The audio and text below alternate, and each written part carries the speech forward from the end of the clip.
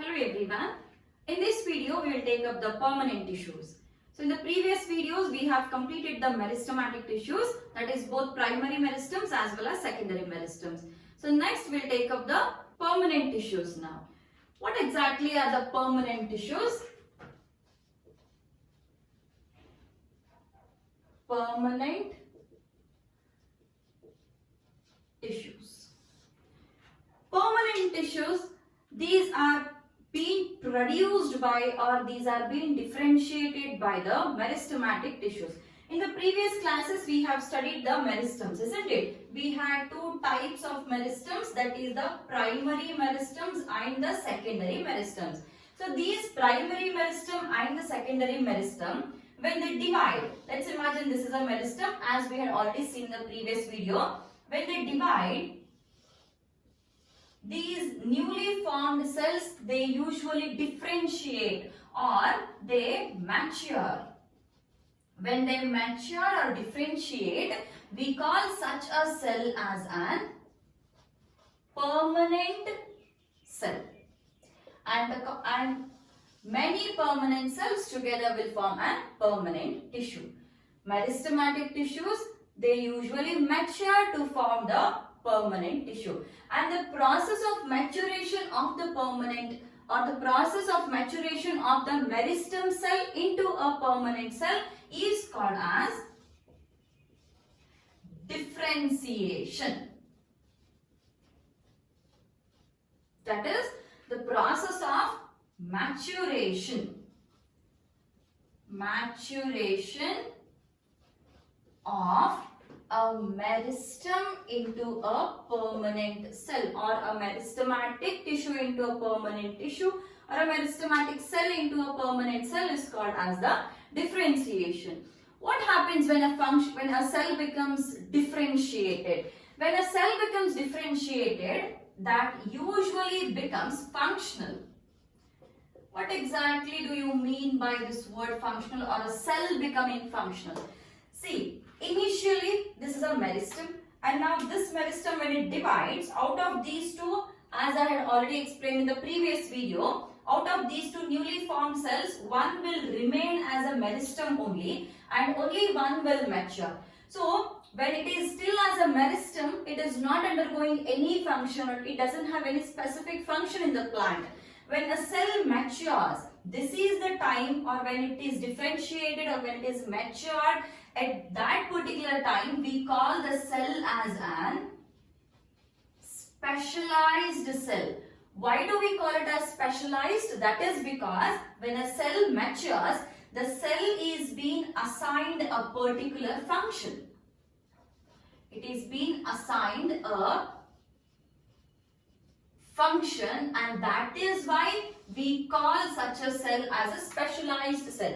So until it is a meristematic cell, that is meristematic region of elongation, till it is done with the region of the elongation, it is not performing any function. So at that moment we still call it as a meristematic cell or an elongated meristem. But when it is entering the region of the maturation, at that moment the cell is getting it is being assigned a particular function. So at that moment we call that cell as a specialized cell, and the process of the maturation is called as the differentiation. So altogether the term differentiation, specialized, or the maturation, okay, all these mean the same thing, that is a meristematic cell is getting converted into a permanent cell.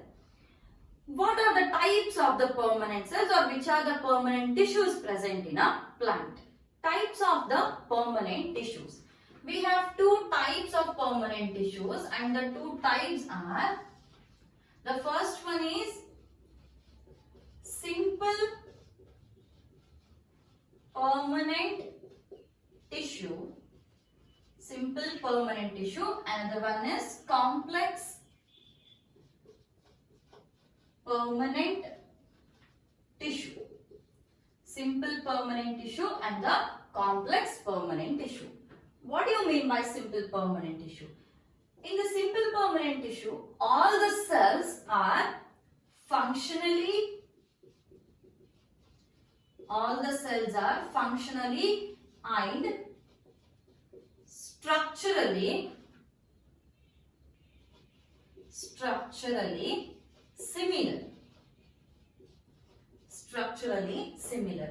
Whereas in case of the complex permanent tissue, here the cells are structurally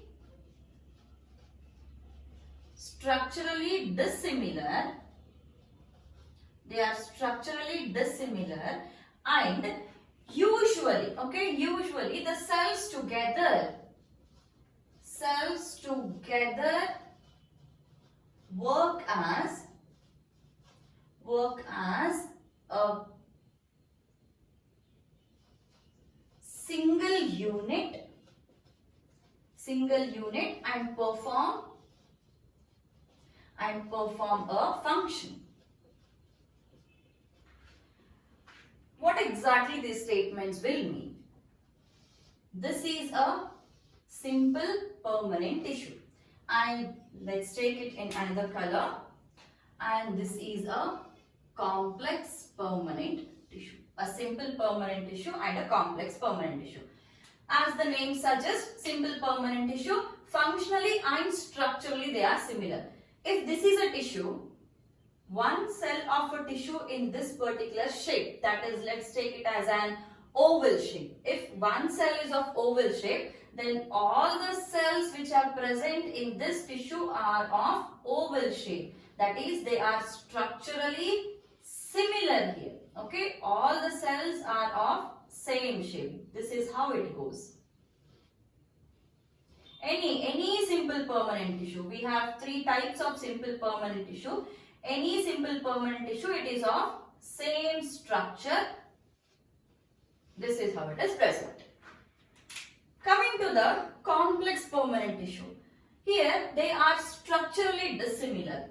If, let's imagine, this is the first cell which is in some oval shape only again. The next cell will be of polygonal shape. And another one will be of elongated shape. Next one again it is a polygonal shape. Again one oval. Again one elongated. Probably one is spherical like this. So the cells are of different shapes. It means they are structurally dissimilar. Then functionally they are similar. Okay, structurally this is same and this is not same, or these are similar and these are dissimilar cells. How about the functionally? Now, let's imagine the function of this tissue is photosynthesis. It is photosynthesis. It means that every cell, each and every cell of the tissue is performing the photosynthesis individually. Okay, all the cells are performing the photosynthesis individually. Cell number 1, 2, up to how many cells we have? Let's imagine this is some 1000 cells. All the 1000 cells will be performing photosynthesis individually. Whereas coming to this tissue, so let's imagine the function will be water conduction. Water conduction or transport of the water. Which is the tissue which is transporting the water? The tissue is xylem. So let's imagine this is a xylem tissue. Now these are structurally dissimilar, that is fine. What we have written here is cells together work as a single unit and perform a function. Here every cell is not performing the water conduction like the simple tissue. Here the function which we have taken is photosynthesis, and every single cell is performing photosynthesis, isn't it? Whereas in case of the complex tissue, the function which we have taken is water conduction. Single units are not performing the same function. Here all these units together are performing the water conduction. For example, we have a plant here. This is stem part and this is root. This is stem and this is root. And we have some root hairs and this is the soil surface. Now, water is present in the soil and the root hair is supposed to absorb the water from the soil, and from the root hair it is coming to the xylem vascular tissues of the root, that is xylem and phloem, and from the root it is to be transported to the stem. This is how it is getting transported. Now there are some cells which help in the absorption of water from the soil, and there are some cells which help in the absorption or transfer or transport of water from root to the stem, and there are some more cells.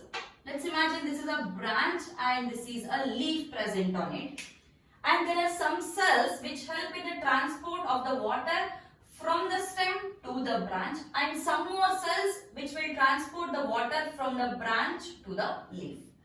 So we have totally 4 transports here, or 4 various directions here. One from the soil to the root hair, from the root hair to the root to the stem, stem to the branch, and branch to the leaf. So for every step here there are different types of cells which are being involved. That we will see when we go to the xylem or when we take up the complex permanent tissues.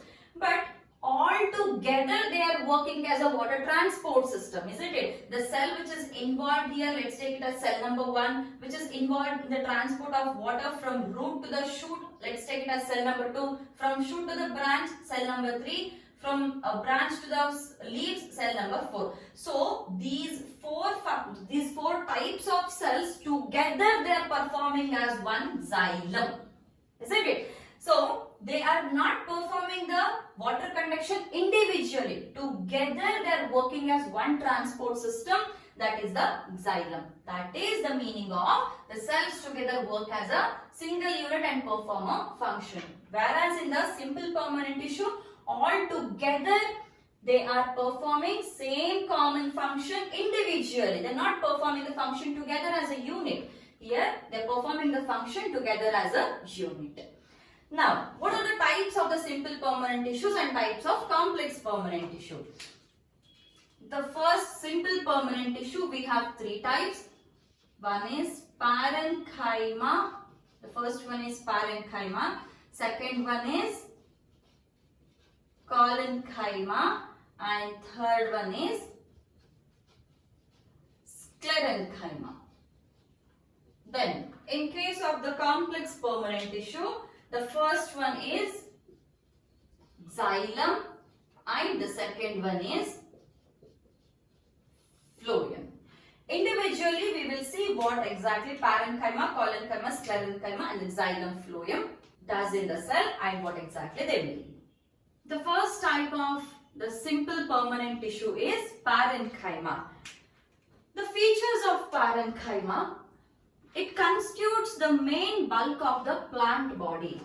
The very first feature is it constitutes main bulk of plant body. It means that you can see parenchyma in each and every part of the plant, irrespective of whether it is a shoot or it is a root or it is a leaf, branch, fruit, flower. Every part of the plant is made up of parenchyma. Hence, we usually say the main bulk of plant body is made up of parenchyma cell, and very commonly we usually refer to them as parenchymatous cell. Parenchymatous cells. One peculiar feature about the parenchyma is these are living cells. These are living cells. See, very often what happens when a cell differentiates into a permanent cell or when it gets specialized, usually the protoplasm is being lost during the process of the maturation. And if the protoplasm is lost, then definitely we consider the cell as a dead cell.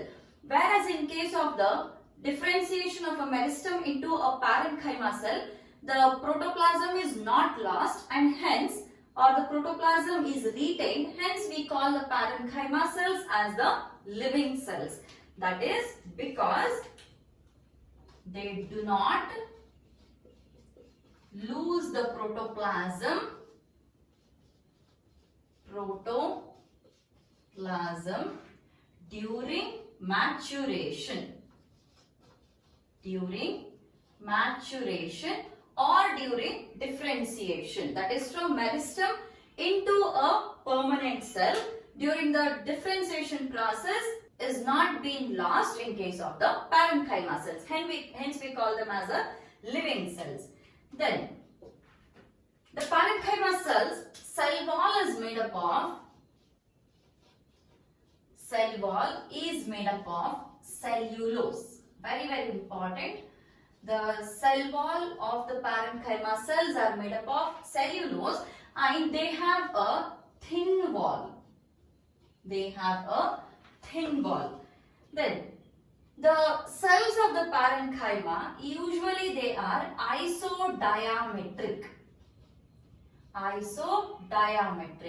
So what does this isodiametric means? Isodiametric means they are usually of the similar diameters or the same diameter. So if this is a patch of a tissue, then all the cells which are present in the tissue, that is the parenchyma tissue, all almost have the same diameter.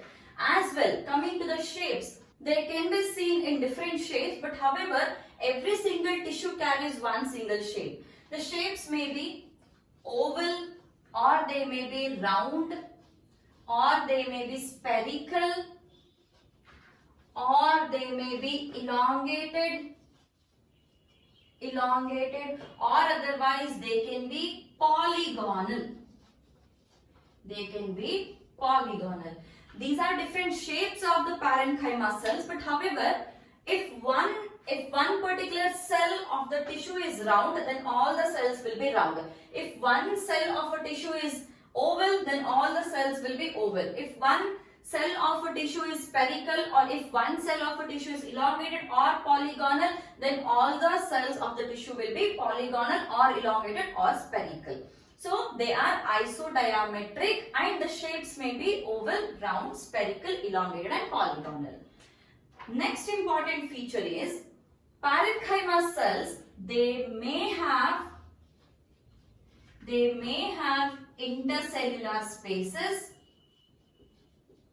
intercellular spaces, or they may not have intercellular spaces. They may have intercellular spaces or they may not have intercellular spaces. If they have intercellular spaces, how do they look like? So this is an aggregation of a cell, or this is a tissue which I am drawing here. Here, these are intercellular spaces, and we have a nucleus. This is a nucleus, and we have a vacuole present. This is a vacuole, and we have protoplasm, or which can be taken as cytoplasm. Okay, every cell there is one nucleus and then a vacuole. Remember, in case of the meristems, usually the vacuoles won't be present, and if they are present, they'll be very, very small, because the function of the meristem is just to store the protoplasm and to divide. That's it. Vacuole, the function of the vacuole is storage, and the meristematic cell has nothing to store actually. So all that it has to do is divide and divide. So it needs more and more protoplasm, and if the vacuole is being present, then the space to accommodate the protoplasm will be not there. What happens in the plant cell? The structure of plant cell, we have a large centrally located vacuole, isn't it? And then we have a nucleus. So if the vacuole is present, the space for the protoplasm will be less. Hence, in case of the meristems, we don't have the vacuole, or otherwise if there is vacuole, there is only a small vacuole present. Now when it is differentiated into the parenchyma cell, then the vacuole will grow like this. Okay. So, a vacuole and then a nucleus, and these are the intercellular spaces. If in case the intercellular spaces are not present, if the intercellular spaces are not present, in that case, the cells will be arranged this way. This is how the cells are arranged. Again, remember, all the cells will be of same shape. They will be, okay, this is how it looks like. So there is a protoplasm, and due to the presence of protoplasm, we call the cells as the living cell. Okay, so this is how the cells are present. The parenchyma with intercellular spaces, parenchyma without intercellular spaces. We will see what are the functions of the parenchyma now. Functions of parenchyma. The first function is storage. The parenchyma cells, the main function of the parenchyma cells is actually the storage of the food. So storage in it might be the carbohydrates, or it might be fats or proteins and etc. So the function of the parenchyma is the storage of the food. Then second function is photosynthesis.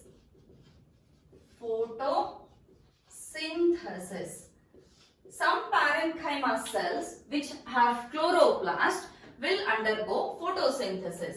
So some cells with chloroplast, they undergo photosynthesis, and the parenchyma cells which have chloroplast and undergo photosynthesis are called as chlorenchyma. They are called as chlorenchyma. Very, very important, and there are many chances of asking these terms actually. Okay, the parenchyma cells which undergo photosynthesis are called as the chlorenchyma.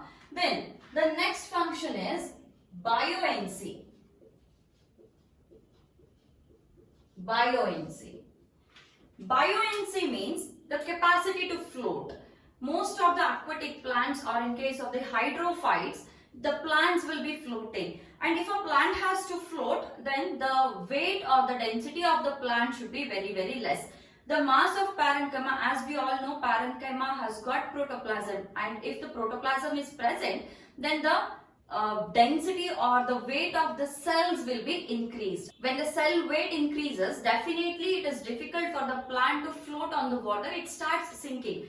So a modification of the parenchyma cell, what it does is, see, this is a normal parenchyma with a nucleus and a vacuole, and we have protoplasm everywhere.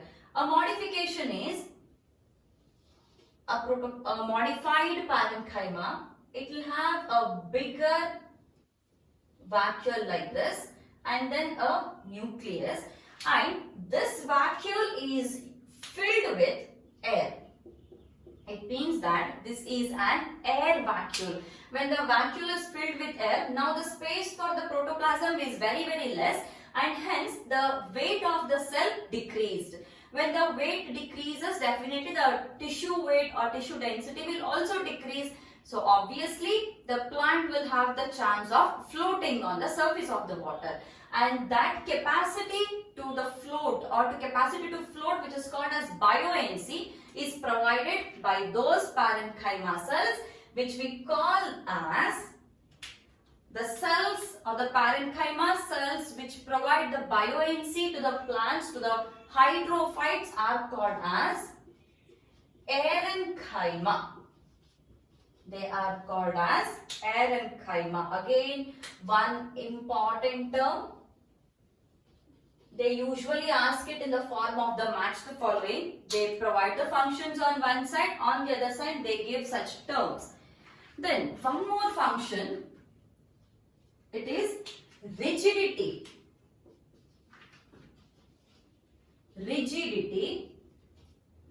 And the parenchyma cells which provide rigidity to the plants are called as, they are called as parenchyma. They are called as parenchyma. Again, one important term. Chlorenchyma, parenchyma and the parenchyma. Then one more last function of the